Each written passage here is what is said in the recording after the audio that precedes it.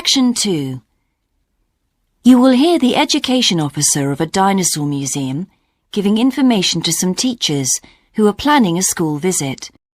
Hello, and thank you for asking me to your teachers' meeting to talk about the Dinosaur Museum and to tell you a bit about what you can do with your students there.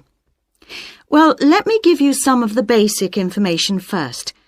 In regard to opening hours, we're open every day of the week from 9 a.m. to 8 p.m. except on Mondays, when we close at 1:30 p.m.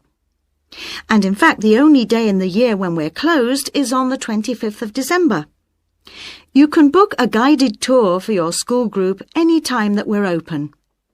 If you bring a school group to the museum, when you arrive, we ask you to remain with your group in the car park. One or more of the tour guides will welcome you there and brief you about what the tour will be about. We do this there because our entrance is quite small and we really haven't got much room for briefing groups in the exhibition area.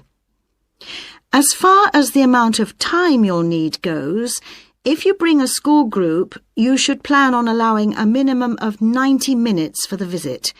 This allows 15 minutes to get on and off the coach, 45 minutes for the guided tour, and 30 minutes for after-tour activities. If you're going to have lunch at the museum, you will of course have to allow more time. There are 2 cafes in the museum with seating for 80 people. If you want to eat there, you'll need to reserve some seating, as they can get quite crowded at lunchtime. Then, outside the museum at the back, there are tables, and students can bring their own lunch and eat it there in the open air. When the students come into the museum foyer, we ask them to check in their backpacks with their books, lunchboxes, etc. at the cloakroom before they enter the museum proper. I'm afraid in the past we have had a few things gone missing after school visits, so this is a strict rule. Also, some of the exhibits are fragile, and we don't want them to be accidentally knocked.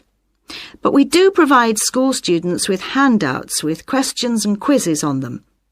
There's so much that students can learn in the museum, and it's fun for them to have something to do. Of course, they'll need to bring something to write with for these. We do allow students to take photographs.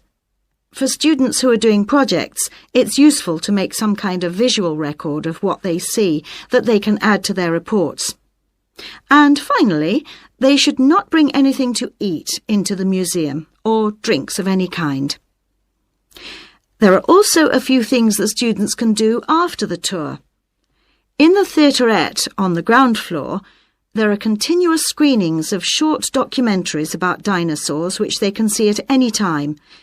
We used to have an activity room with more interactive things like making models of dinosaurs and drawing and painting pictures, even hunting for dinosaur eggs. But unfortunately the room was damaged in a bad storm recently when water came in the roof, so that's closed at the moment. But we do have an IT centre where students have access to CD-ROMs with a range of dinosaur games. These games are a lot of fun, but they also teach the students about the lives of dinosaurs, how they found food, protected their habitat, survived threats, that kind of thing.